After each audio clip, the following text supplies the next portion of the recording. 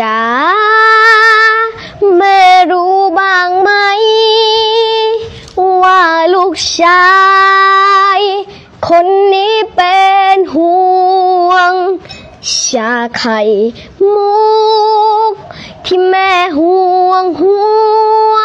ข้าวเหนียวมะม่วงกับทุเรียนของโปร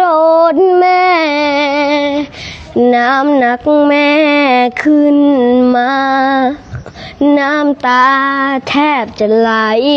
เสื้อผ้าใส XL ยังยัดไม่เข้าพ่อก็บ่นทุกวันค่ำยันเช้าเอาเมียเก่ากูคื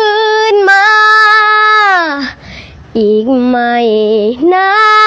นแม่เคยบอกไว้จะตัดใจไม่กินข้าวเย็น